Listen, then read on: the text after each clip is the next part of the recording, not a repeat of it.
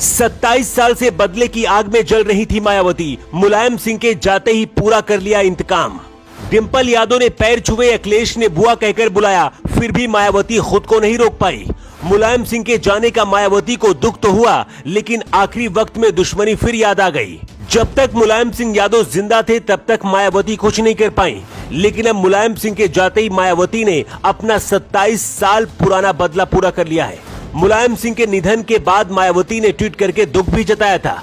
अखिलेश और डिंपल यादव को भी लग रहा था कि मायावती अंतिम यात्रा में जरूर आएंगी, लेकिन मायावती के दिमाग में तो शायद कुछ और ही चल रहा था। यूपी की राजनीति में मायावती और मुलायम सिंह के बीच सबसे बड़ी सियासी और पर्सनल दुश्मनी थी, लेकिन हमेशा ऐसा नहीं था।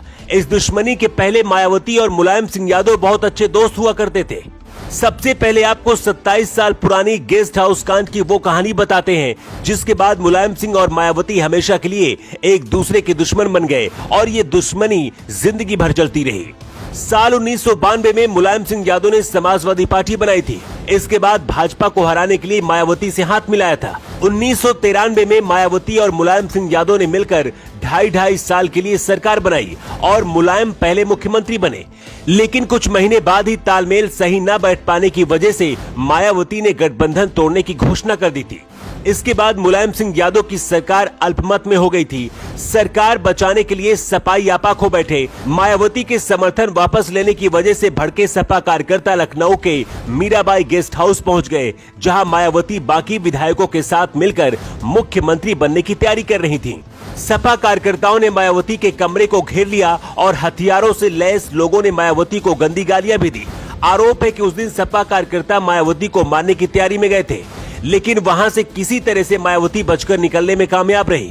ये दिन यूपी के इतिहास का सबसे काला दिन माना जाता है और इसे ही गेस्ट हाउस कांड कहा जाता है। इस घटना के बाद मुलायम और मायावती की हमेशा के लिए दुश्मनी हो गई। मुलायम तो मायावती का कभी नाम भी नहीं लेते थे। वहीं इस घटना के बाद मायावती यूपी की 4 बार मुख्यमंत्री बनी। 24 साल बाद वक्त पलटा और 2019 में सपा बसपा ने गठबंधन कर लिया। गेस्ट हाउस कांड के बाद पहली बार मायावती और मुलायम सिंह यादव एक मंच पर 2019 में दिखे थे।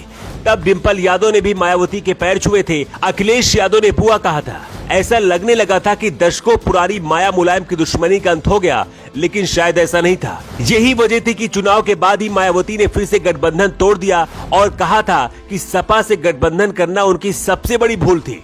मुलायम सिंह यादव की मौत के बाद मायावती ने ट्वीट करके दुख जताया था।